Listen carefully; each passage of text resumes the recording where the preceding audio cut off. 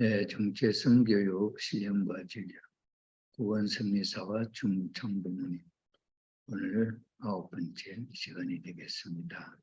지난 시간에 이어서 말씀을 연결하도록 하겠습니다. 아버님의 탄생 배경을 간단하게 한번 살펴보면은 아버님은 평안도래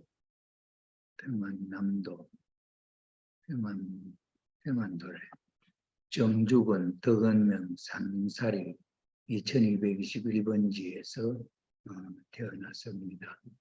그리고 남편 문씨 문경유 선생님과 연한 김씨 김경계 총무님의 둘째 아들로 태어나셨습니다. 왜 소리 작아?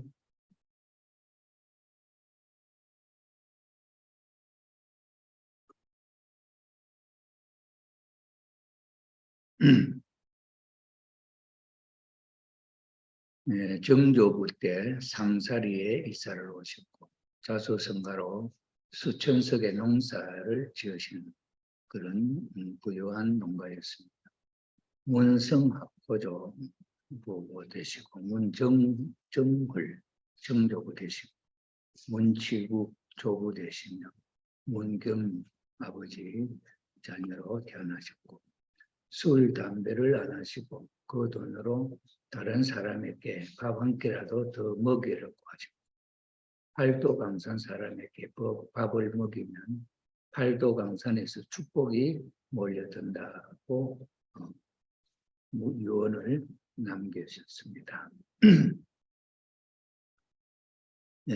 문치국 이 할아버지가 참 대단하신 분이었다고 생각이 됩니다. 그리고 사랑방에는 방을 특별히 마련해서 누구든지 와서 자고 갈 수 있고 또 밥을 먹을 수 있는 그런 준비가 되어 있기 때문에 주위에 아무 동네 문시댁에 가면은 밥을 거저 준다 이렇게 소문이 났다고 합니다. 정조부 문정을 할아버지로부터 후대에 우리 자손이 잘 되게 해 주십시오 하시면서 오리를 여러 마리 방생, 불교에서 말하는 방생 놓아주셨다고 합니다. 한문 선생을 사랑방에 모시고 동네 젊은 청년들을 불러다가 무료로 가르쳐 주셨다고 합니다. 마을 사람들이 정조부에게 호를 선옥, 착할 선자, 부스럽자 해서 선옥을 지어주고 복받을 집이라고 불렀다고 합니다. 문용국 목사는 삼촌 되시죠. 시국의 재산 모두 주자. 그러니까 그 형님 댁에 아니면 아버님 댁에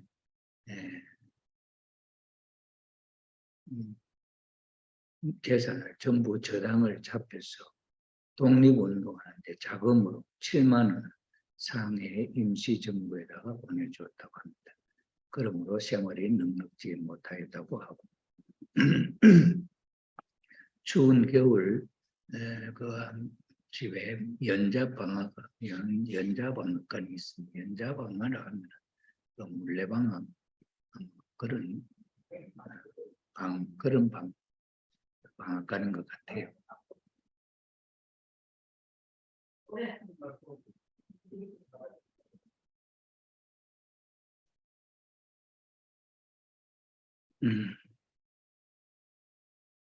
그래서 그리고 겨울에 되면 춥지 않습니까? 그런 특별히 거지들이 그 연자방앗간에 와서 겨울을 나고 그렇게 가는데 아버님은 그 거지들과 함께 잠을 자기도 하고 먹을 것을 베푸는 삶을 살았다고 합니다. 자세한 내용은 아버님의 자서전이나 생애노정에 잘 나타나 있기 때문에 생략을 하도록 하겠습니다. 그 다음에 태어나기 전부터 아버님이 영적으로 지도를 하셨다고 하는 그런 간증이 있습니다. 참부모병 제3편 1장 2절에 평양 전도 생활과 대동보안서 성리에 보면은 내가 이북 평양에 가 있을 때 아주머니 한 분을 만났는데 아버님보다 연세가 그때 27살 때니까 한 30세 정도 위였다고 하니까 중년 노년 그런 할머니죠. 그 아주머니가 영계에서 가르쳐줘서 선생님을 만났습니다라고 하면서 이상하다고 했다는 거죠. 그래서 무엇이 이상하냐 하고 물으니까 그런 일이 있을 수가 없는데 참으로 이상하다고 하면서 고개를 가우뚱 그랬습니다. 그래서 무엇이 이상하냐 하고 재차 물으니 자기에게는 그것이 수수께끼라며 자기가 24살 때 그러면 아버님 탄생 10년 전인 24살 때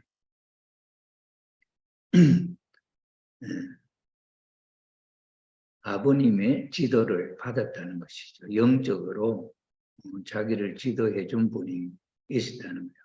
그러니까 그분을 보니까 아버님하고 똑같은 사람이다 이거지요.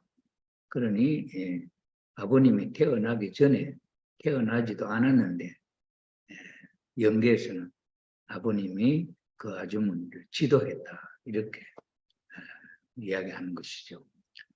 이러한 내용은 우리가 평면적으로는 이해할 수 없는 말이지만 그러나 입체적인 면에서 볼 때 하나님은 종적 부모이기 때문에 그 부모의 심정을 쫓는 사람은 언제나 하나님과 같이 있어야 하는 것입니다.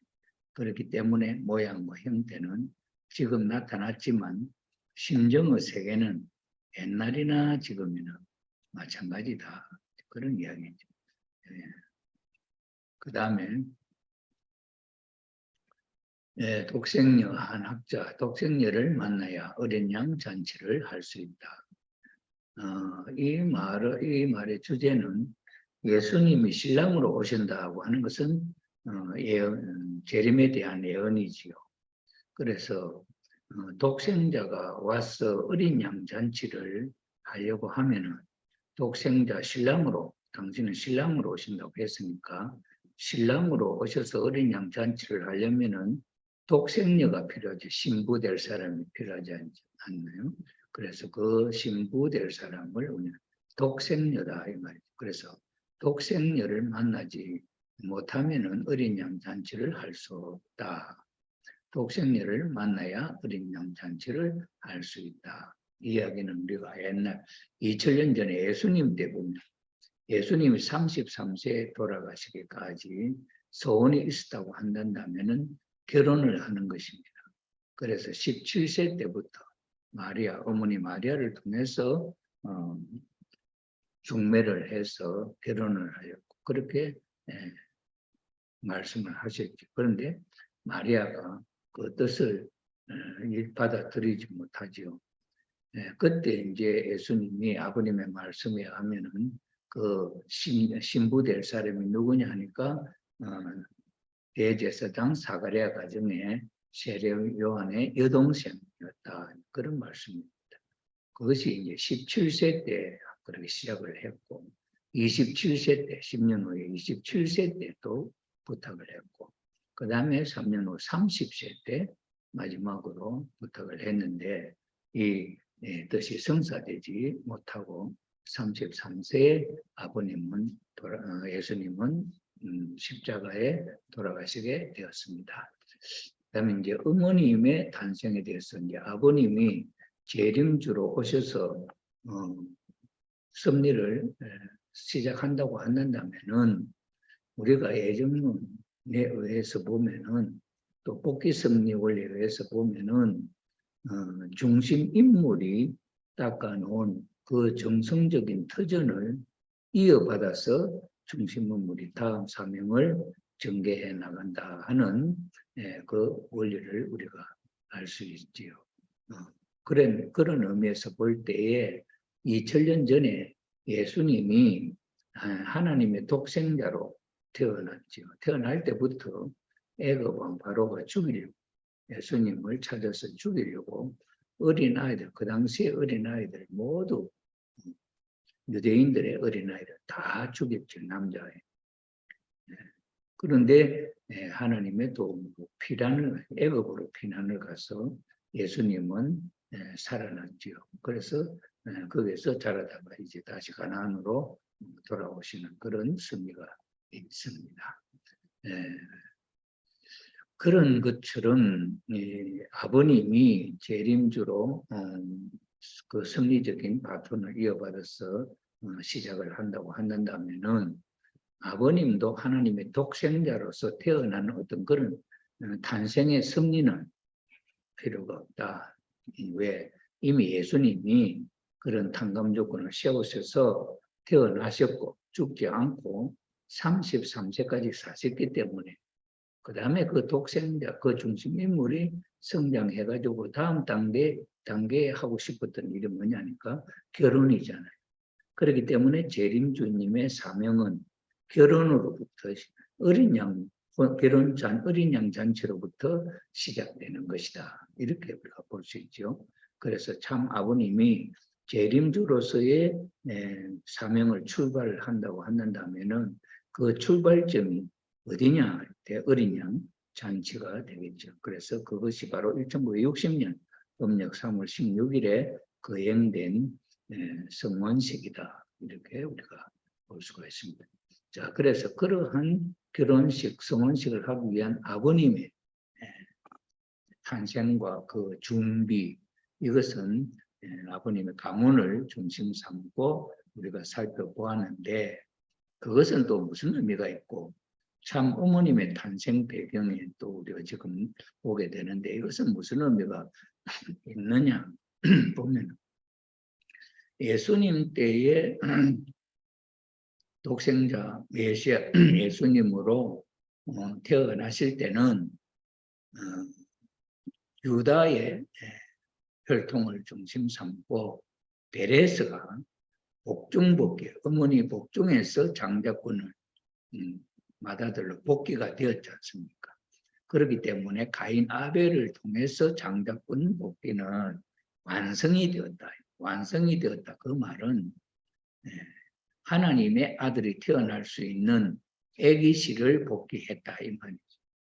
그 전에 그런 조건이 세워지지 않았으면은 하나님의 아들은 항상 사탄의 자식이 먼저 태어나고 그 다음에 태어날 수 있는 그런 입장이 되어 있었는데 베레스의 혈통 복중복기를 통해서 하나님의 아들 독생자는 그런 이제 상등이나 그런 조건이 필요 없이 하나님의 자녀, 하나님의 아들로 마치 에덴 동산에 아담을 창조하시듯이 그렇게 태어날 수 있는 준비가 되었다 이거죠.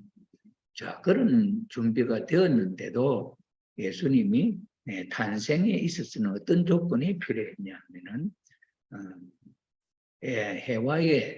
해와가 에덴 동산에서 아담을 버리고 천사장과 타락할 때에 그때 상황을 탕감복귀한 터전이 있어야 해와의 복중을 통해서 사탄의 자녀가 태어났다 하면은 이제 하나님의 자녀가 태어날 수 있는 그런 또 복중이 필요하지 않냐. 그래서 그런 입장에 있어서 타락한 해와를 탕감복귀한 입장에 세워진 인물이 누구냐니까 마리아이겠죠. 마리아는 아담과 해와가 남매였고 또 앞으로 결혼할 상대로서의 약혼한 관계와 같은 그런 입장인데 결혼식을 올리지 못하고 천사장 루시엘에게 타락하고 말았지 않냐. 그렇죠? 그런 입장이었기 때문에 그 환경을 마리아가 똑같은 조건을 1:1 탕감 조건으로 그것을 복귀해서 요셉과 마리아 사이는 약혼한 사이고 결혼을 앞두고 있는 사이인데 천사장 가브리엘의 말을 듣고 하나님의 아들을 탄생하게 됩니다. 그것은 타락한 해와를 그대로 탕감 복귀하는 그런 입장이다 하는 것을 우리가 알 수 있죠. 그래서 그 복중을 통해서 독생자 예수님이 태어나실 수가 있었다 이거죠. 자, 그렇게 해서 태어난 예수님이 이제 사탄이가 죽이려고 했지만은 그 자리를 벗어나서 성장을 해서 33세까지 살다가 돌아가셨기 때문에 이미 탄감복귀 승리의 역사는 하나님의 아들이 탄생하는 조건도 사탄으로부터 탄감복귀를 해서 그것을 갖추고 그 다음에 17세에 결혼하려고 하던 때가 30세까지로 연장되어 신랑이 될 수 있는 신랑으로서의 준비가 갖춰져 있는 거기까지가 중심인물 예수님으로서는 탄감복귀가 되었다. 독생녀를 만나서 결혼을 못했을 뿐이지 그 위치는 복귀가 되었다 이거죠. 그런 입장이기 때문에 다음에 오시는 재림주님은 마치 예수님의 탄생과 같이 그런 탄생의 환경은 필요가 없다. 그것을 이미 예수님이 겪었기 때문에 그래서 예수님의 재림 사명을 대신하는 재림주님은 신랑으로서 신부를 만나 어린 양 잔치하는 것으로 출발되는 그런 조건이 탄감복귀 섭리에 있어서 다시 오시는 메시아의 입장이다 하는 것을 우리가 이해할 필요가 있다. 그런 입장이 있어서 아버님이 재림주님으로 태어나게 되는데 그 태어나게 되는 그 가정에 있어서의 환경은 어떠했나 하는 입장에 있어서 그 문씨 가문이 참 훌륭한 가문이었다 하는 것을 우리가 이해할 수 있는 그 기본적인 환경을 이제 소개해 드렸고 그분의 아버님의 대상이 될 수 이제 어린 양잔치 성혼식의 대상이 될 수 있는 분은 또 어떤 가정적 환경을 거쳤느냐 할 때에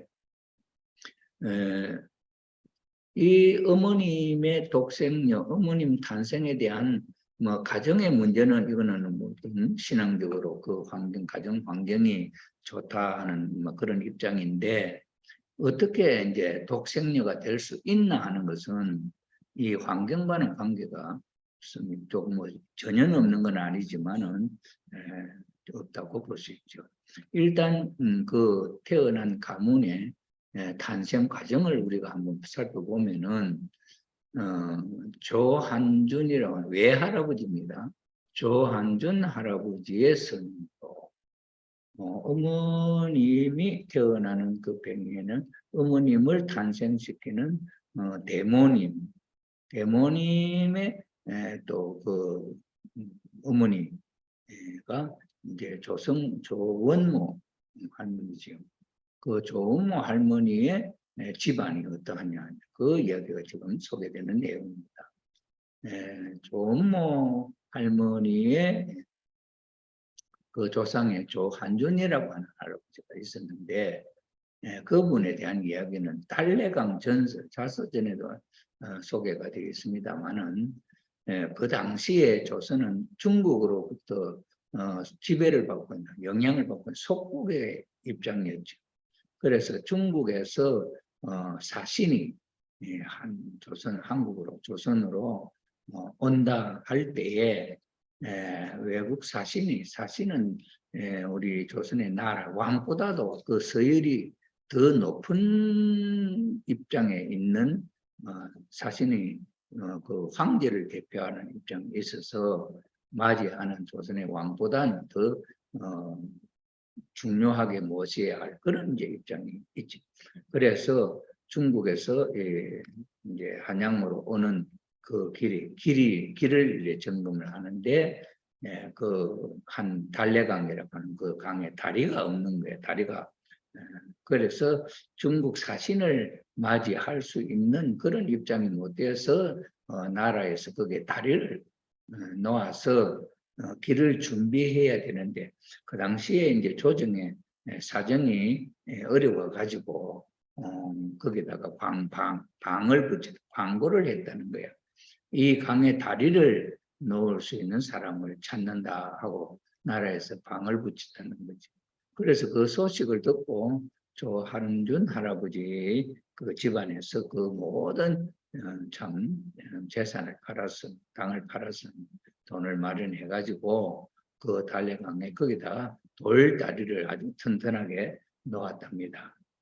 이렇게 해서 다리를 놓고 이제 마지막에 이제 그 다리를 놓은 준공식을 하려고 이제 준비가 되는데 그때 이제 조은무 할아버지가 자신의 발을 바라보니 신발이 아주 뭐 다 낡았다는 거야. 아주 뭐 집신이었겠지. 그래서 이 조한준 할아버지가 그 다리를 낳고 나니까 엽전 3푼이 남았는가 그래요. 그래서 엽전 3푼이 남았는데 그 3푼을 가지고 준공식 때 새로운 신발을 사 신고 가야 되겠다. 이렇게 생각을 하고 그것으로서 그 집신을 구입을 했다는 거예요. 이래가지고 집신을 구입했는데 그날 밤에 꿈에 이제 꿈에 어떤 꿈을 꾸냐니까 하늘에서 음성이 들리기를 한준아 내 공이 참 크구나. 그래서 너희 가문에 천자를 하나님의 아들을 천자를 보내려 했는데 남겨놓은 그 다리를 짚고 남은 3푼 엽전 3푼이 하늘에 걸려서 아들을 못 놓고 공주를 보내겠다. 이렇게 소리가 들리더라는 거지. 그리고 나서 그 달래강 언덕에 강둑에 돌 부처 미륵불이 돌 부처가 이렇게 또 생겨났다 하는 전설이 있어요. 그래서 그 돌 부처 앞으로는 누가 이리 지나갈 때도 그냥 지나가지 못하고 반드시 참 양반들은 말을 타고 가든지 하면은 말에서 내려가지고 그 부처님에게 절을 하고 지나가야 된다는 거예요. 그래서 이제 그런 이제 전설이 있는데 그때 이제 그 소문에 문씨 가문에 이제 딸들이 잘 시집을 못 갔다는 거야. 그래서 왜 시집을 못 가냐 하니까 딸들이 마치 배가 불러가지고 아기를 가진 것 같은 그런 인상을 받아가지고 중매가 잘 안 들어왔다는 거야. 이래서 이거는 뭔가 문제가 있다 해서 그 강둑에 미륵불을 보니까 배가 불러 가더라는 거지. 그래서 저 미륵불 때문에 우리 집안의 딸들이 시집도 못 가고 그러는가 보다. 이래가지고 그 미륵불의 배를 좀 날씬하게 만들려고 이렇게 정을과 쫓았는데 그게 피가 나더라는 거야. 그래서 그걸 하지 못하고 다시 참 그 시멘트로 이렇게 떼어서 그렇게 하지 못했다는 그런 이야기도 있었습니다. 이런 입장에서 볼 때 참 그 조한준 집안에 참 나라를 위해서 충정의 도리를 한 그런 훌륭한 가문이었고 또 신앙심이 깊은 조모 외할머니가 굉장히 참 신앙이 깊은 그런 신앙 하는 분이었죠. 그래서 외할머니 조모 외할머니를 하나님 보내주시고 또 그분의 딸이 이제 우리 홍순의 대모님이죠. 신앙심이 더욱 깊은 홍순의 대모님이 그 집안의 여성들 태어났다 이 말입니다. 그래 조모 할머니도 딸 홍순의 딸 한 사람만 낳고 아들은 못 낳고 딸로 홍순의 대모님도 결혼해가지고 딸만 낳고 그래서 3대가 딸로 연결되는 그런 신앙이 그런 깊은 배경이 있다 하는 것을 우리가 이 간증을 통해서 우리가 볼 수가 있겠습니다.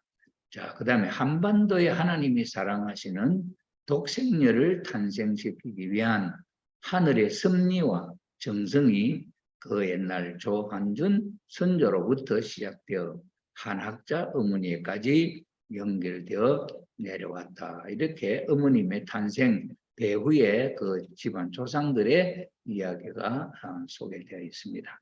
그 다음에 이제 어머님께서 자라면서 어린 시절에 또 이렇게 된 자서전에 나와 있는 거 보면은 곱기도 해라 우리 주님의 귀한 따님. 그 홍순의 대모님도 따님을 이제 이렇게 주님이 항상 주님의 딸이다 이렇게 생각하고 자기 딸이라고 생각해 본 적이 없고 그다음에 조모의 할머니도 그 손녀를 하나님이 너의 아버지다 이렇게 하면서 그 딸을 하나님의 딸로 이렇게 교육을 시키고 그렇게 불렀다는 이야기가 있습니다. 그 다음에 이제 그렇게 아기가 태어났을 때 그때 사탄이 어린 아기를 죽이려고 역사가 있었다는 거예요. 그때 홍순의 대모님이 사탄아 물러가라 하면 막 그 사탄하고 싸웠다. 이 얘기를 놔두면 앞으로 큰일 난다. 크지 않아서 태어났을 때 죽여라. 이렇게 해서 사탄이가 그 아기를 죽이려고 큰 역사를 했다 하는 이야기가 자서전에 소개되어 있습니다. 당시에 그때 그 당시에 한국의 신령운동이 많이 일어났다고 그래요.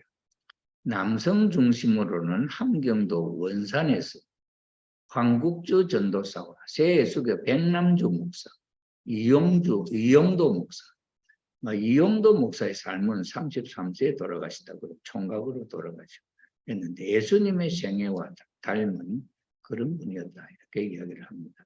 그 다음에 여성 중심으로는 성주교, 김성도 할머니, 복중교, 허호빈 이분들의 신앙의 중심은 독생력 막기 위한 틀을 닦는 그런 중심들이었다 이렇게 소개하고 그 다음에 홍순의 대모님은 재림주님을 막기 위한 정성을 참 많이 들이신 분이다.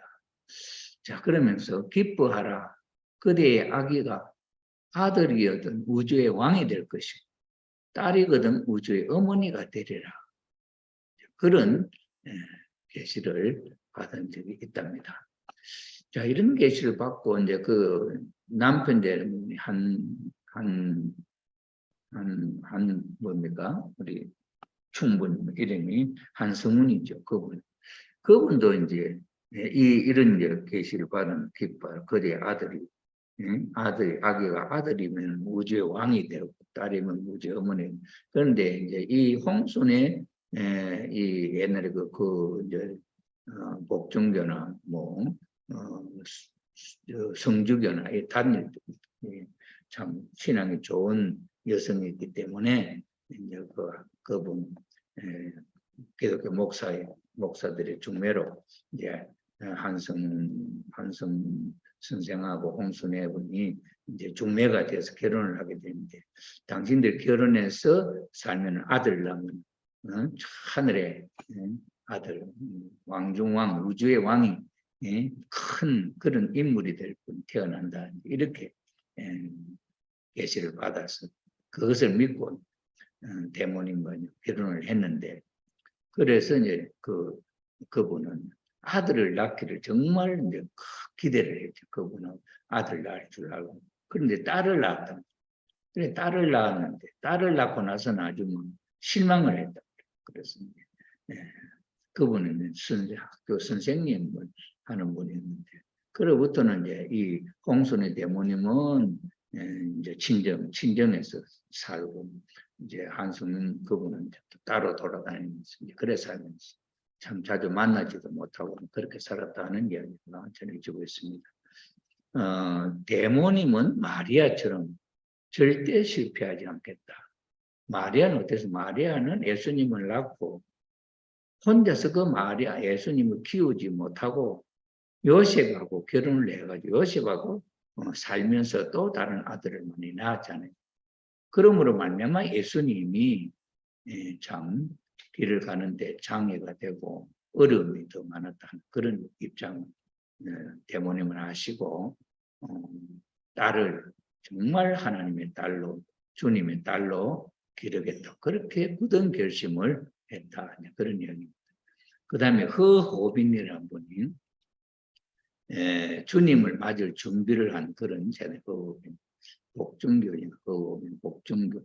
복중교라고 하면은 허우호빈 교주의 복중을 통해서 주님이 태어난다. 그렇게 믿고 그 신앙하는 단체 복중교였습니다.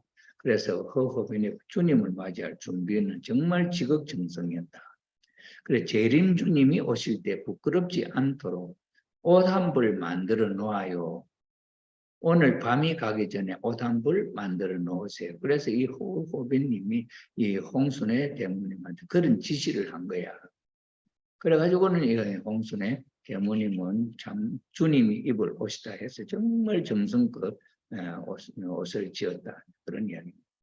그래서 옷을 지으면서 이제 뭐라고 했냐면은 몽시에라도 좋으니 재림 주님을 한번 만났으면 한번 봤으면 죽어도 한이 없겠다 하고 이제 정성을 들이면서 기도를 했는데 잠깐 졸았다는 거야. 그때 졸았는데 방 안에 건장한 남자가 동쪽에 상을 놓고 머리에 수건을 동여맨 채 앉아서 공부를 하다가 척 돌아 앉았다.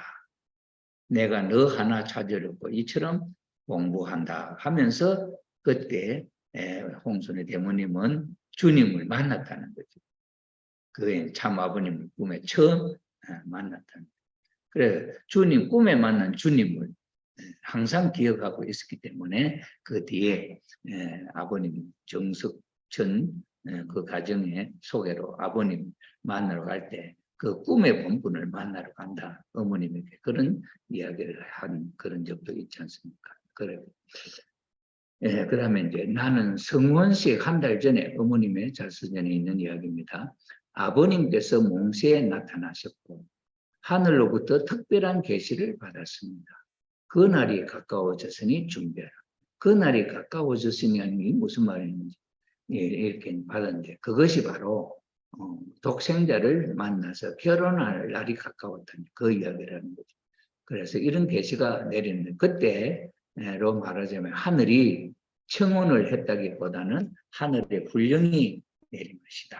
하나님이 그런 지시를 내렸다 이 말이죠. 그래서 훈령이 있었을 때 나는 완전히 자아를 떠난 입장, 무아의 경지에 있었다 이 말이죠. 나는 그때 하늘의 섭리가 아니고는 그런 큰 일을 판단할 수 있는 능력이 없었기 때문에 무아가 될 수밖에 없었다. 그리고 기도하지 않을 수 없었다. 지금까지 저는 뜻대로 살아왔습니다. 이제 하나님의 뜻이 무엇이라 해도 하나님의 섭리의 목적이 무엇이든지 명령하시는 대로 따라하겠습니다. 이렇게 하면 계시에 대해 나의 마음을 응답해 보였습니다. 그래서 이제 그런 이제 그날이 가까워졌으니 준비해라 하는 그 메시지가 있을 때 어머님의 심정은 완전히 하나님의 뜻대로 하겠다고 하는 그런 무아의 심정이었다. 이거 이야기죠. 그것이 만 17세 때 이후쯤이었다고 해요. 나는 완전히 무아의 입장에서 준비하고 있었기 때문에 당시 사정을 분석하고 싶지 않았습니다. 당시 사정이라고 하는 건 뭡니까? 아버님과 성혼하고 하려고 할 때 그 사정은 남편 될 사람은 독생자 된 사람은 나이가 40대 그 다음에 결혼을 했던 분, 이혼당한 분, 뭐 이런 조건들이 있잖아요. 아들도 있고 그런 입장이. 그런데 이런 입장을 생각하지 않았다. 그렇기 때문에 당시 사정을 분석하고 싶지 않았다. 그러니까 오로지 하나님의 뜻대로 응하기를 바라고. 그러니까 오직 막 그렇다 해도 오직 하나님의 뜻이라고 한다면은 하나님의 뜻대로 하겠습니다 하는 그런 마음의 자세였다 하는 거죠. 그래서 어머니는 성혼식 때 17살이었는데 아버님은 40세였습니다. 40세인 남자가 17세 처녀를 어머니로 삼겠다고 한 것입니다. 그러니까 우리가 일반적으로 보면 40대 아버지와 같은 분이 딸과 같은 처녀를 부인으로 맞이하겠다 하는 그런 입장이라 이 말이 아니겠습니까? 이런 상황이었다 그런 거죠. 그래서 프로그램대로 가기 때문에 아버님을 존경하는 것이다. 뭘냐면 그러나 섭리사에서 어쩔 수 없습니다. 그런 어머니를 모셔서 이루어 나온 것입니다. 그래서 약혼할 때 어머니에게 나는 이렇게 가야 된다고 전부 이야기를 했습니다. 왜 40세인데 17세 처녀를 부인으로 맞이해야 되느냐 하는 그런 이야기도 다 한 거지요. 그래서 나는 이렇게 가야 된다 하고 전부 이야기를 했다니 그런 거죠.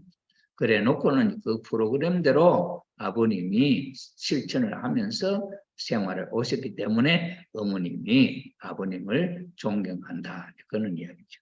이렇게 공격할 때는 이렇게 넘어가고 그래서 사탄과의 싸움에 대한 응전, 싸움에 대한 요령 이런 것도 다 설명을 해드렸다. 그래서 이렇게 공격해 오면은 이렇게 넘어가고 여기서 공격할 때는 또 이렇게 넘어가고 이렇게 다 가르쳐 줬다 이거죠. 그래서 그 길로 가니까 존경하는 것입니다. 그 길이 어렵더라도 넘어가야 되고 가야 됩니다.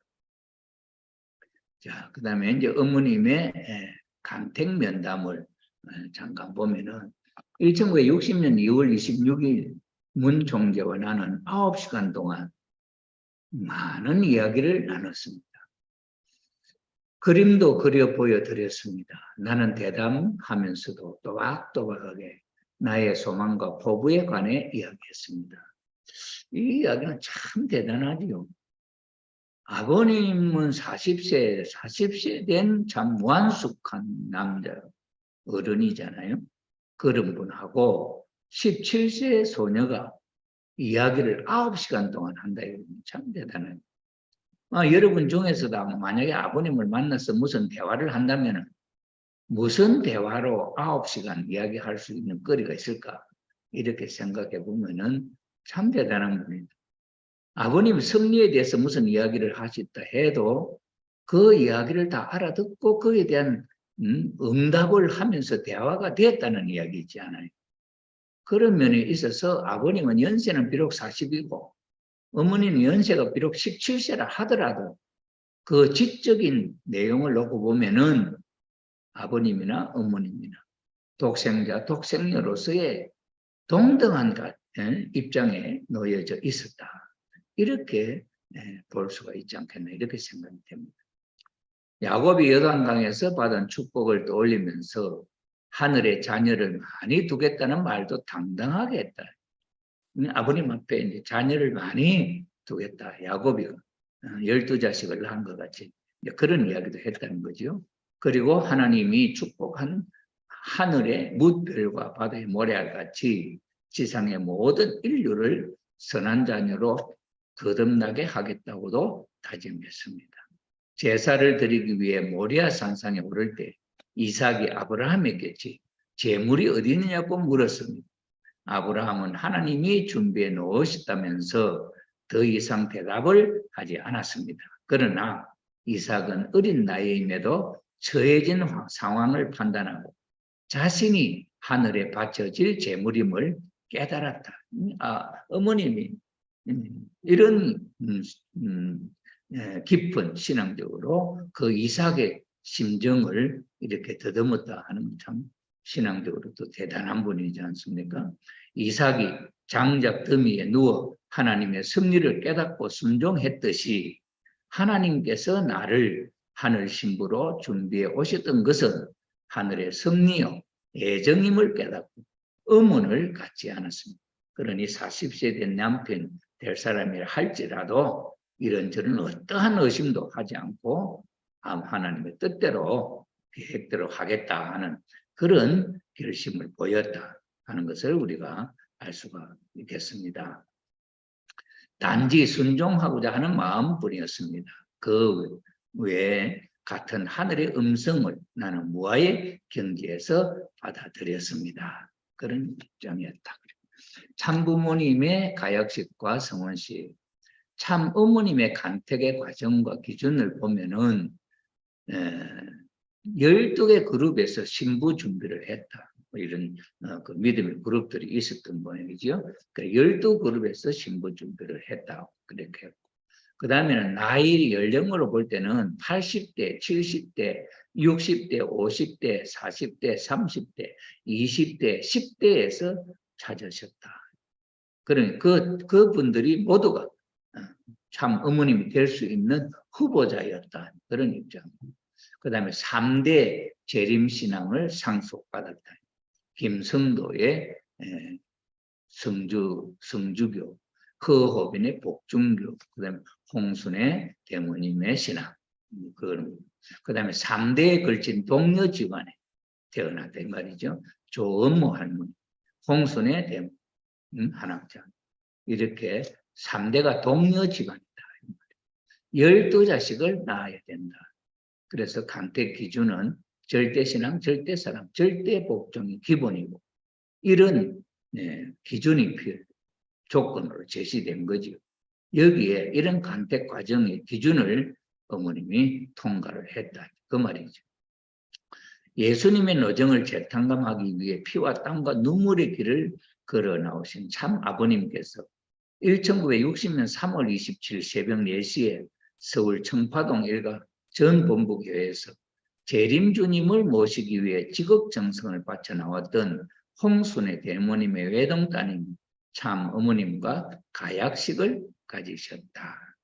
나흘 뒤 3월 31일에 참 부모님 성혼식과 새 제자 축복식에 대한 정식 결정이 있었고 4월 11일 음력 3월 16일 오전 10시 전 본부교회에서 각국 각 교회, 전국 각 교회에서 선발된 식구 약 700여 명이 참석한 가운데 역사적인 참부모님 성혼식이 거행되었다. 1차식은 탄감복귀 부모의 식이고 그 다음에 거행된 2차식은 영광의 부모의 의식이었다. 이렇게 말합니다. 이걸 볼 때 탄감복귀 부모식, 이는 6,000년 역사의 모든 것을 이제 탄감해서 부모로서 복귀되는 그런 시기고, 그 다음에 두 번째는 이제 하나님의 뜻을 중심 삼고 인간 조상으로서 영광의 부모로서 출발한 영광의 부모 의식이 있었다. 이렇게 소개가 되고 있습니다. 가약식 때 사진 모습, 아버님과 어머님의 모습이 이랬습니다. 1차는 한국의 재림의식, 2차는 무형의 아버지와 실체 아버지 일체화식, 3차는 면류관 봉정식, 4차는 왕관 봉정의식. 이 성혼식 때 이러한 절차가 구체적으로 있었다는. 그럼 왜 이러한 일들이 있어야 되냐 할 때는 6천년의 역사, 그 다음에 에덴 동산에서 아담 타락함으로 몰며 사탄에게 모든 것을 잃어버렸던 것을 다시 찾아서 정상적으로 이렇게 원리적으로 해나가는 내용이었다는 것을 우리가 알 수가 있겠습니다. 성혼식 이후 직후 어머님의 결심이라고 보면 탄감복귀는 나 당대에 끝내겠다. 그 어머님의 성혼식 이후에 그 직후에 마음가짐, 어머님 살아생전에 탄감복귀의 모든 것을 다 끝내겠다. 그렇게 작정하시고 하나님을 반드시 해방하겠다. 그 다음에 12명의 자녀를 반드시 낳겠다. 참 아버님을 만나기 전에 이해하고 있었다. 이렇게 표현이 됐습니다. 참 어머님의 사명, 어머니는 20년간에 12명 이상의 아들, 딸을 낳아서 야곱 가정을 완전히 탄감복귀하지 않으면 안 됩니다. 예수님의 12제자가 모두 하나 되지 못하고 어떻게 했습니까? 결국에는 예수님을 팔아버렸습니다. 별개의 종족으로 묶어진 형제권이 문제였다. 이 별개의 종족이라는 것은 12자식은 다 아버지 어머니가 다른 그런 사람으로 묶어진 12제자였다는 것. 그러니 예수님과 하나 될 수가 없었다. 그걸 보았다 이거지. 그 다음에 야곱 가정은 4여자를 통해서 낳은 12아들을 가졌기 때문에 문제가 되었다. 그러니 이 12아들 중에서도 어머니가 4명이었다. 그러니 야곱의 12아들도 문제였다. 그런 거지. 그렇기 때문에 20년 이내에 어머님 17살에 결혼하시고 20년이면 얼마입니까? 37 아닙니까? 그러니까 40 이전에 12아들을 낳아야 된다는 거죠. 그래서 어머니의 사명이 그렇지 않으면 어머니의 사명이 불가능하다. 이게 되는 거죠. 그런 면에서 볼 때 20세가 넘으면 어머니가 될 수 없고 만 18세까지가 한계였다. 그래서 한국 나이로 19세까지입니다. 그래서 40세 아버님이 17세의 어머니와 결혼한 것입니다. 아버님은 이런 것을 다 아시죠. 12자식을 낳아야 되기 때문에 어린 처녀가 아니면 안 된다. 그런 입장. 그 다음에는 아담 해와가 타락했던 연령이 언제냐 할 때 17세다. 아담은 17세. 뭐 해와는 16세나 15세나 그렇게 되겠지. 이런 이제 연령이었다. 그래서 아버님이 16세 때 모든 것을 참 결심하고 나선 것처럼 아버님 16세 때 결심하고 나섰다는 것은 예수님으로부터 그 사명을 이어받았다 그 말이지 않습니까? 그 다음에 여자도 16세를 넘어 그 기준에 맞추지 않으면 여성의 해방권을 연결할 길이 없다. 그러니 어머님도 16세, 17세에 이런 중요한 결단을 하고 넘어가는 때가 돼야 된다. 이런 이제 입장이 되겠습니다. 뭐 그렇게 생각하고 보니 저도 16세 그때쯤 15세, 16세 때 통일교 입교를 한 것 같아요. 그리고 나서 17세 이후에 교회장으로서 전도사로서 참 뜻앞에 헌신생활, 풀타임 멤버로 지금까지 살아왔다. 이렇게 보면은 뭔가 이 어린 나이 이때가 참 중요한 하나님이 서시는 중요한 어떤 그런 기준점이 된다 하는 것을 우리가 이해할 수가 있겠습니다. 자, 이것이 이제 아버님, 어머님이 성혼식을 중심 삼고 지금 말씀집이나 아니면은 천성경이나 또는 자서전을 통해서 밝혀진 내용이다 이 말입니다. 자, 그런 입장인데 예수님이 참 신랑이 되셔서 신부를 맞아서 하나님을 중심 삼은 가정을 이루려고 했던 그 뜻이 성신을 만난 후해와 독생녀를 만나지 못해서 이것을 성사하지 못하고 십자가에 돌아가셨잖아요. 그죠? 그러니 그 예수님의 소원이 남아진 것이 소원이 하나님을 중심 삼고 가정을 이루는 것이기 때문에 재림하시면은 무엇부터 하겠습니까? 그 소원을 이루는 것 아니겠습니까? 그래서 예수님은 신랑으로서는 준비되었지만은 신부를 만나지 못했기 때문에 그 하늘이 준비했던 신부는 실제로는 후아담 앞에 나타나지 못하고 영적으로 성신의 역사를 하는 분이 예수 앞에 성신이었다. 성신은 예수님의 영적으로 부인이 된다 하는 것을 우리가 알 수 있고 아버님 말씀에도 성신은 어머니신이다 이렇게 표현되죠. 그래서 성신의 감동으로 해서 우리는 하나님의 자녀로 거듭난다 하는 그런 말이 어디서 나오느냐 할 때 성신은 어머니신이기 때문에 그런 말이 나오게 된다 하는 것을 우리가 알 수 있죠.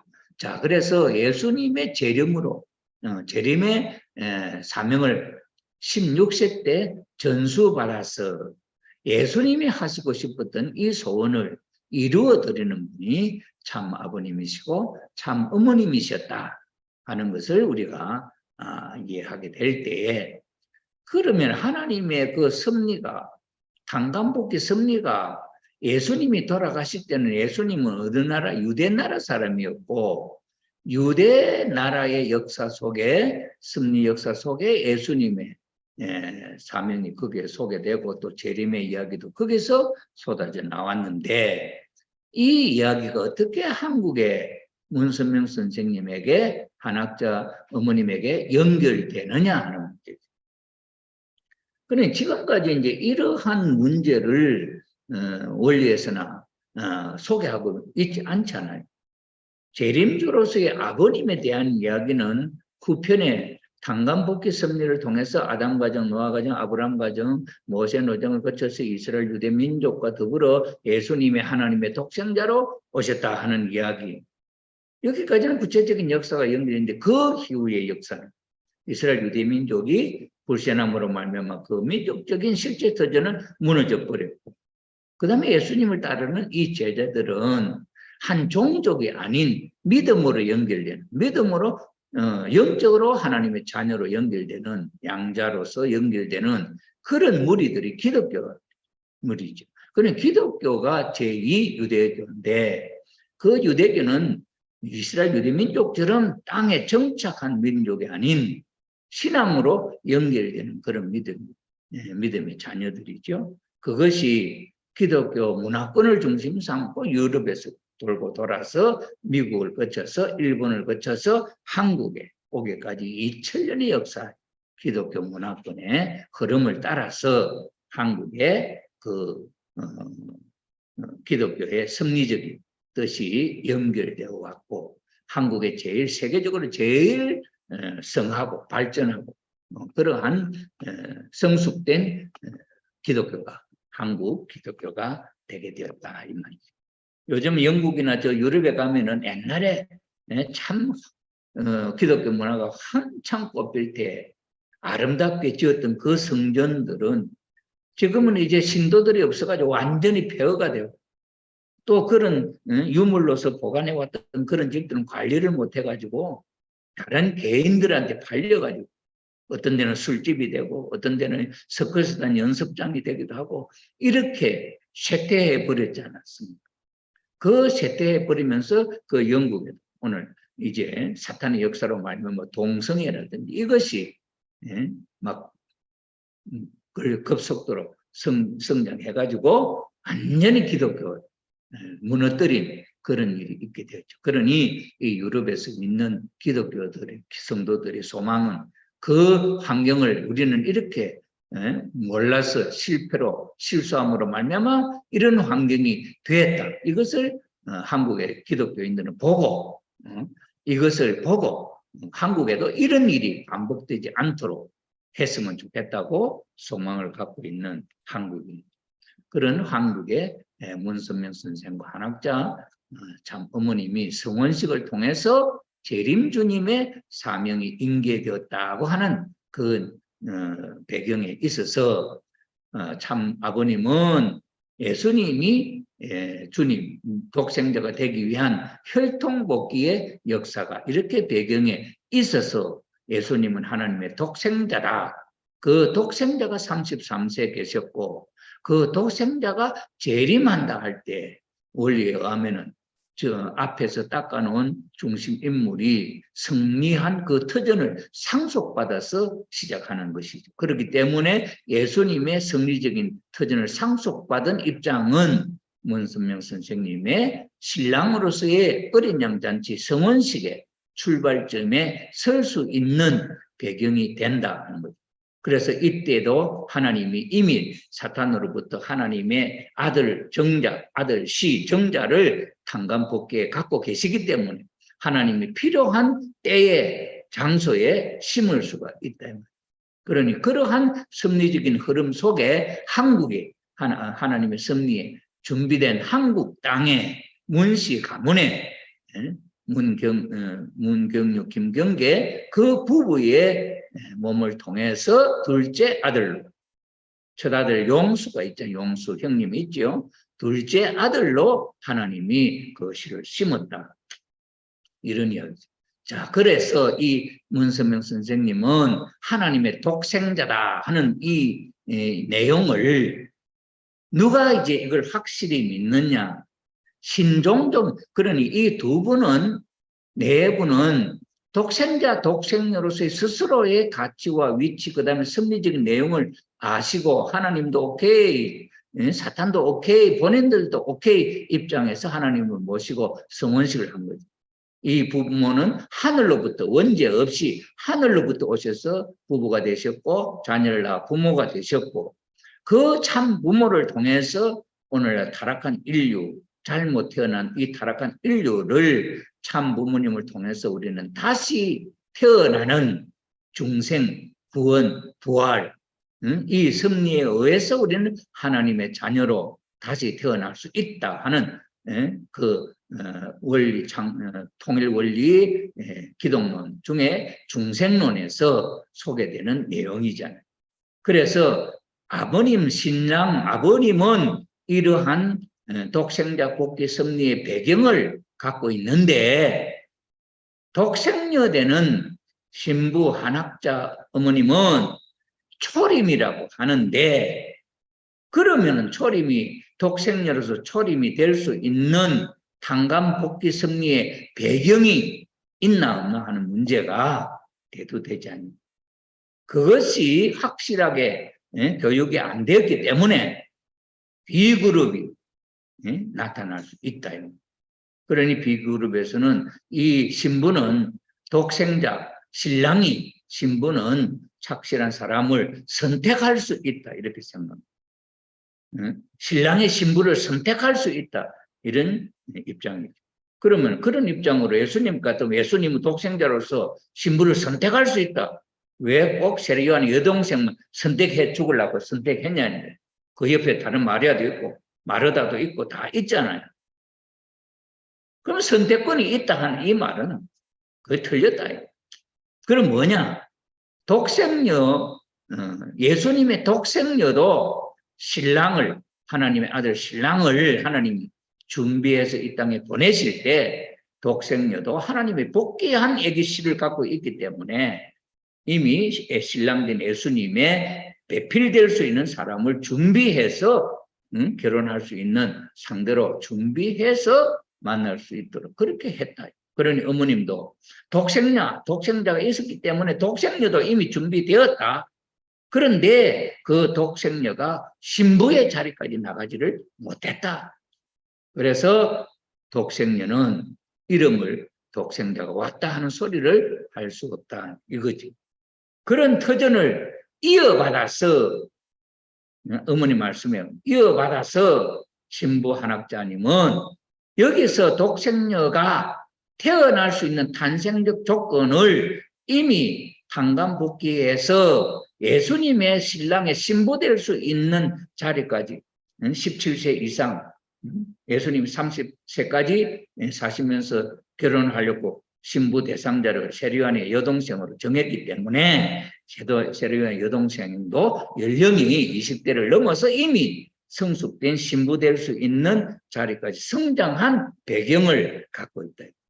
그 배경을 복귀 섭리 원칙에 의해서 먼저 인물이 닦아놓은 그 승리적인 터전을 이어받는다. 그래서 탄생은 문선명 한학자 어머님의 탄생은 그런 탄생의 역사가 필요 없이 하나님이 정한 3대 독자로 조모 할머니, 홍선의 대모님, 동녀로 태어난 그 복종을 통해서 조모 할머님의 믿음, 더 좋은 홍선의 대모님의 믿음, 그 터전 위에 어머님, 독생 하나님의 딸로 태어날 수 있는 배경이 준비되어서 태어난 분이 한학자. 참 어머님은 어린 양 잔치의 신부로서 하늘이 예비한 독생자 문선명 참 아버님과 더불어 같은 내용 뜻을 이해하면서 서로 합의가 맞아서 기쁘게 하나님을 모시고 어린 양 잔치 성원식 조그만 통일교 거단의 700명 전국의 식구들이 중심 식구들이 참여한 자리에서 성원식이 이루어졌다 하는 것이죠. 이러한 내용을 중심 삼고 오늘 우리 통일가에 있어서 독생녀 문제가 이것이 오늘날 우리의 신앙을 흔들어 놓고 있습니다. 그것도 선배들로부터 어머님의 독생녀 선포 이후에 제일 이 독생녀에 대해서 알레르기 반응을 하고 부정적인 입장의 성분들이 누구냐? 우리 통일교 가정연합에 거의가 대부분이 선배들이고 그 후손들, 그 2세들이 그렇습니다. 그리고 결정적으로 어머님 가정에 있어서 참부모님 가정에 있어서 막내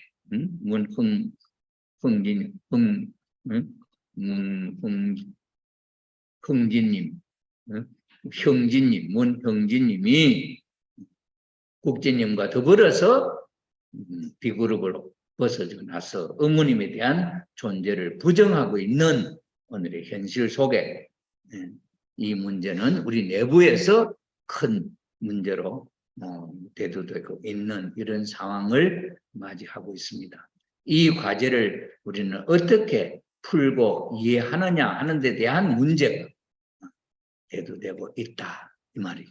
자, 그러면은 이러한 섭리에 있어서 어머님은 연세가 이제 80이 됐는데 돌아가시기 전에 이 문제를 정리해서 밝혀야 되지 않겠냐는 거죠. 자, 그런데 오늘 이 시점에 있어서 어머님의 말씀 속에 우리 선배, 원로 지도자들이 마음을 상하게 하는 일들이 벌어지고 있다. 그 말씀 속에는 아버님이 어머님은 원죄가 있다 하는 말로 어머님을 부정하는 입장, 어머님을 독생녀로 세우지 않는 입장에 서는 무리가 있는가 하면은 어머니를 가까이 모시는 또 지도자들은 어머님 말씀에 아버님은 원죄가 있다. 독생자로서 태어난 뒤 낳은 분이 아니다. 나로 말미암아 재림주가 되고 참부모가 되었다. 또 이런 말을 던져서 그러니 아버님을 따르는 분들은 어머님을 부정하고 어머님을 따르는 분은 아버님에 대한 내용을 가지고 아버님을 부정하지는 않지만은 그런 면이 있어서 아버님을 따르는 지도자들의 마음을 상하게 하는 이 문제가 불거지고 있고 그런 상황 속에 대표적으로 이 문제를 강의하고 있는 지도자들을 모아놓고 강의하고 있는 중심 존재가 우리 교회에서 있어서 김진춘 헌법위원회 위원장으로 있는 분이 이 강의를 하고 있었다. 이게 1차 저는 제가 지금 도표를 갖고 있는 이 내용은 1차 지도자 교육에 소개할 때 제가 들은 내용이고 그때 준비해 받은 내가 자료를 갖고 있는 내용의 한 부분 무엇이 잘못된 부분이냐. 그때는 2020 섭리에 있어서 어머님이 그 행사가 월드 스밋 행사나 아버님의 성탄 100주년 행사나 모든 것이 다 성공적으로 정말 대성공했다 하는 것을 축하하기 위해 모이면서 이 문제까지 언급을 해가지고 다른 것은 다 은혜로웠는데 지도자들이 이 강의에 있어서 항의를 하고 막 비판을 하는 일이 벌어졌습니다. 여기에 있어서 무엇이 제일 문제가 되었느냐 할 때 제가 볼 때 이 문제에 있어서 도표를 보면은 여기가 원리 출발선이 기준선이고 소생기, 장성기, 완성기 이렇게 볼 때에 이것은 김진춘 위원장이 그린 PPT 도표입니다. 여기서 보면은 참 아버님은 성탄, 성스럽게 탄생하시고 그 다음에 살아가시다가 16세 때 독생자를 계성해서 이렇게 해서 성원식으로 올라가시고 예수님은 성탄, 독생자로 성탄하셨고 여기는 독생자라고 표시를 안 했습니다. 어디서 독생자냐? 16세 때 독생자가 되는 것입니다. 그래서 성원식을 준비를 했다 이 말이죠. 자, 그런데 예수님은 성탄, 원죄가 없이 하나님의 혈통복귀를 통해서 이건 우리 통일교 모든 지도자들이 다 아버님의 말씀을 통해서 이해하고 있는 내용이죠. 혈통복귀, 장자권 복귀를 통해서 그 터전 위에 태어난 예수님이기 때문에 태어날 때부터 원죄가 없고 혈통적으로 원죄가 없고 하나님의 독생자로 탄생하셨다. 초림이다. 그래서 이분이 성장하면서 17세쯤에서 결혼을 하려고 하셨다. 못하시고 27세 때 하려고 하시다가 못하시고 30세 하려고 하시다가 못하셨다. 그러면 그 대상이 누구냐? 누구냐? 그래서 결혼 섭리가 가정 완성하는 섭리는 실패로 끝났다. 그럼 그 대상은 누구였느냐? 세례요한의 여동생이다. 세례요한의 여동생은 탄생이 독생녀 탄생이 아니다. 그 다음에 혈통적으로 원죄가 없는 혈통적으로 복귀된 독생녀가 아니다. 이렇게 이야기를 했습니다. 그러면서 어머님은 초림이시고 탄생은 성탄, 독생녀 성탄이다. 이렇게 하신 거죠. 그래서 성장해서 이 축복, 노정을 거쳐서 독생년 노정을 거쳐서 아버님을 만나서 참부모 메시아 현현으로 어린 양 잔치를 한다 이거지. 그래서 아버님은 16세 때 개성을 해서 독생자 개성을 해서 성혼을 준비하는 제1축복 노정을 걸어가시고 원리적으로 걸어가시고 이것은 복귀의 길이 아니다 이렇게 이야기를 했습니다. 처음에. 그래서 이 아버님의 재림, 이 재림은 예수님의 개성이다. 이 예수님의 신랑에서의 자리를 개성한 입장이다. 그 다음에 메시아도 개성했다. 탄생 조건도 여기서 개성했다. 그럼 이 탄생은 성탄이 아니다. 탄생 조건도 여기서 개성되었다. 여기서는 원죄 있게 태어났는데 여기서 원죄가 없어졌다. 개성 완성의 기준 이거를 그렇게 설명을 했으니 통일교회 지도자들이 발칵 일어나서 이건 잘못됐다 이렇게 이야기한 것이지. 그 다음에 예수님, 그 다음에 재림, 예수님의 재림은 여기서 이제 아버님은 여기 재림 때 요 기준을 여기서 이어받았다 이 말이거든요. 그 다음에는 여기서 설명은 예수님의 기반 위에 아버님은 이 개성자가 되는 것은 예수님의 기반 위에서 바톤을 이어받기 때문에 그 다음에 원리적 성원 준비를 여기서 하고 새 말씀을 규명해서 선포를 하고 복귀 노정이 불필요하다. 탄생 조건이 불필요하다. 이게 이제 탄생 조건이 불필요하다 이 말은 예수님이 태어나실 때 성모 마리아를 통해서 태어날 때 에우그 왕이 죽이려고 하고 동방 박사들이 와서 증거를 하고 이런 것들이 탄생 조건이지. 하나님의 자녀로 태어났기 때문에 천사들이 와서 지키고 동방 박사들이 와서 예물을 바치고 이거는 성탄이다 하는 증거잖아요. 이 증거가 있어서 탄생을 해서 탄감복의 원칙의 이 어려운 조건을 약혼한 요셉과 마리아 사이에서 탄생하는 이 조건은 아담 해와의 해와가 아담과 성혼하지 못하고 천사장 누시엘과 타락한 그 환경에서 복귀된 환경으로 마리아의 복종을 통해서 태어난 성탄이다. 그래서 자라는 이 과정은 물리적으로 성장해가는 과정이었는데 33세에 돌아가셨기 때문에 33세까지 사시면서 복귀한 이 내용은 그대로 재림주에게 개성이 된다. 상속된 이 말이에요. 그래서 예수님 기반의 개성을 원리적 성은 준비라고 말씀. 복귀 노정이 필요 없다. 복귀 노정, 태어나는 이런 노정 이런 것이 필요 없다. 이런 이야기죠. 탄생 조건이 불필요하다. 이런 그런 면이 있어서 예수님 탄생 이미 성공했기 때문에 탄생에 어떤 그런 역사가 필요 없는 것은 맞지요. 그럼 이 내용을 우리가 이해할 때에 좀 더 이렇게 도표를 그리면서 설명하면은 여기에 대한 의구심이나 반발심이 일어날 수 있는 충분한 조건들이 여기에 나타나고 있습니다. 저는 생각할 때에 아버님의 성탄은 원죄 없이 하나님의 자녀의 혈통으로 태어나게 되는 조건이 그렇게 됐다.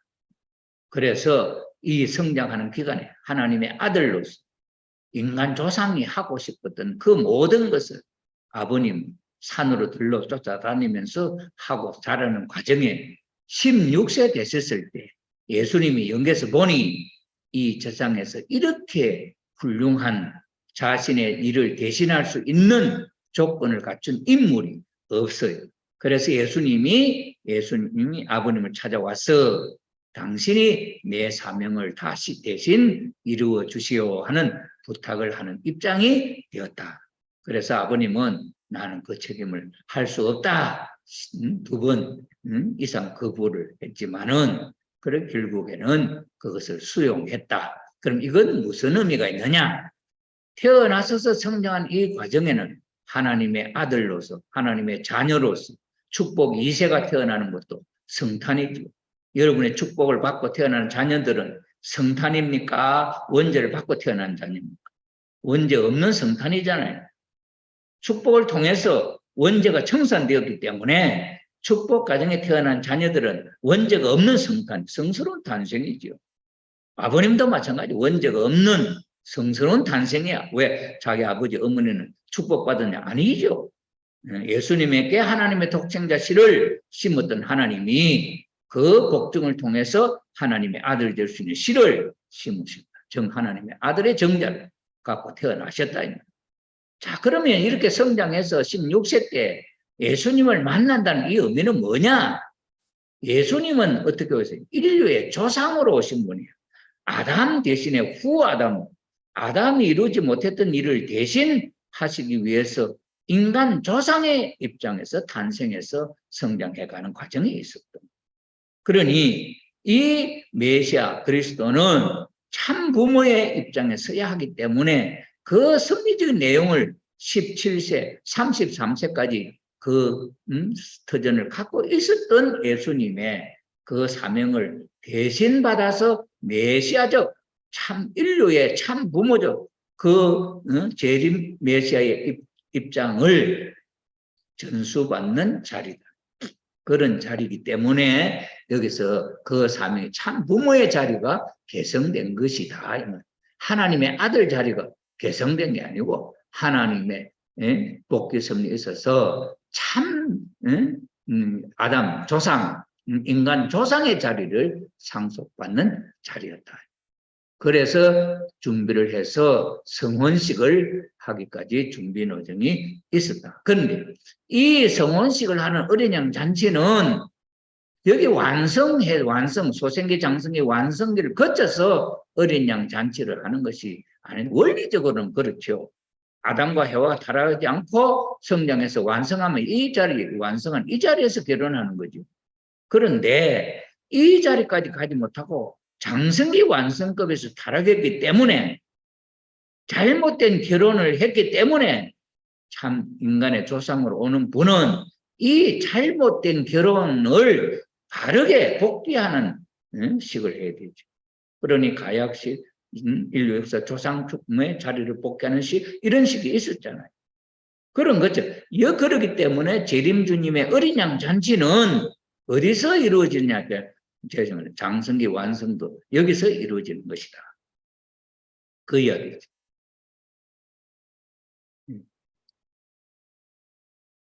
네, 여기 도표가 하나가 없어졌는데 제가 다시 좀 보여드리겠습니다. 네.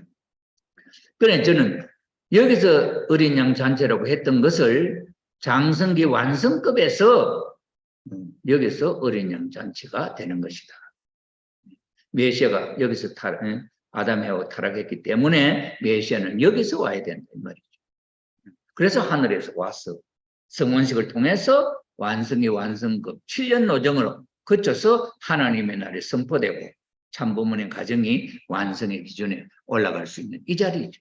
그렇다 한다면은 어머님 탄생, 그 다음에 이 세례요한의 여동생 탄생, 이거는 왜 예수님이 이 세 번이나 이 여인을 왜 맞이해서 결혼을 하려고 했더냐? 그는 독생녀로 탄생했기 때문이에요.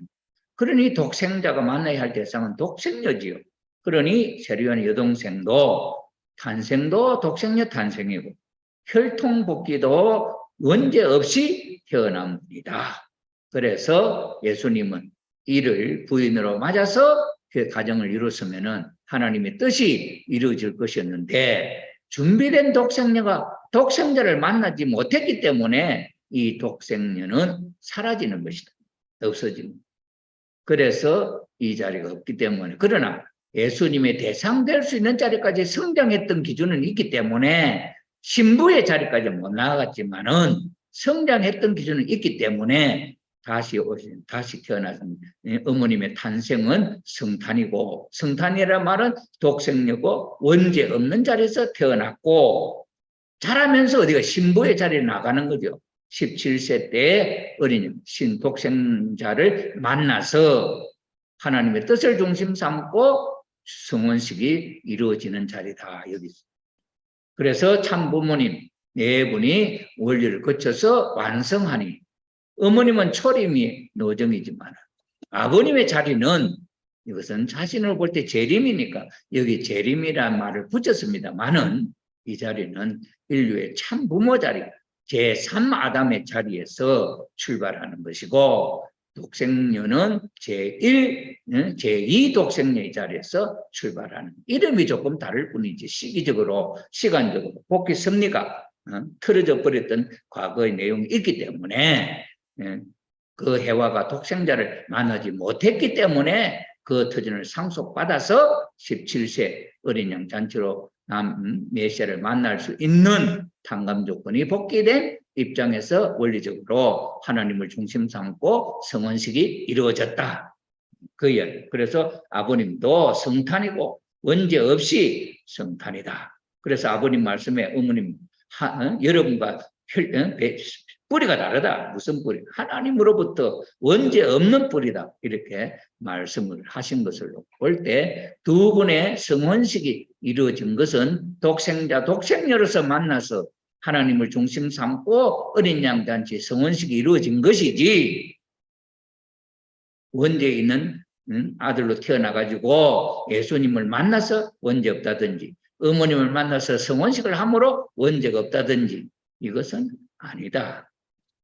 그렇게 원죄가 여기서 없었다고 할 수 있는 하나의 또 그 근거를 대한다고 한다면은 이렇게 이야기할 수 있죠. 우리도 축복받아가지고 봐라. 우리는 원죄 있게 태어났는데 성주를 마시고 그 다음에 축복식을 하고 그 다음에 3일식을 하잖아. 3일식을 할 때 누가 위에서부터 사랑 행위를 출발하느냐. 여자가 먼저 하지 않냐. 여자가 이틀 하고 3일째 남성 복귀 했다 해서 이게 해결이 됐다 이렇게 하지 않냐. 예, 강의 중입니다. 예, 강의 중입니다. 그렇게 하지 않냐. 그렇다면 그런 입장에서 어머니가 원죄 없이 왔는데 아버님 원죄 있었고 그래서 복귀됐다. 이렇게 설명을 갖다 붙이려고 하면은 한다고 한다면은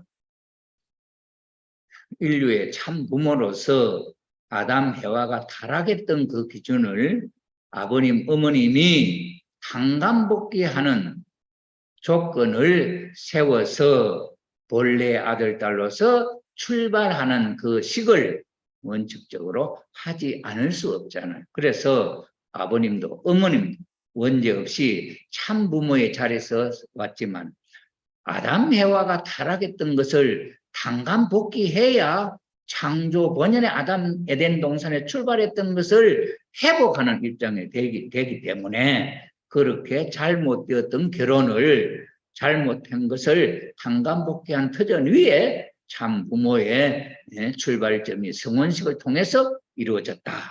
이렇게 설명을 하지 않습니까? 그러면 예수님은 성혼식을 했을 때 어땠을까? 그건 가정이지만 아버님이 하신 걸 볼 때 예수님이 그때 결혼을 해도 이런 절차를 밟아야 된다는 거죠. 그러니 아버님이 성혼식이라고 하는 이 성혼식은 6천년 만에 찾은 공식이라고 그랬죠. 그 공식, 그 다음에 아버님의 생애 40년 생애를 통해서 찾은 공식이라고 그랬죠.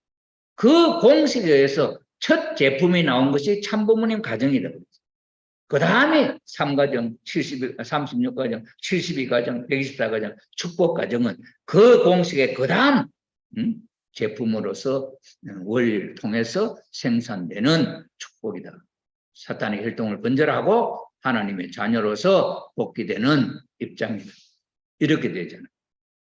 그러면 예수님이 성탄이고 어머님도 성탄이고 아버님도 성탄이고 예수님도 성탄이고 마리아도 성탄. 예수님은 성탄이고 그럼 마리아 세례원의 여동생이 성탄이 아니라면 이건 어떻게 복귀해요?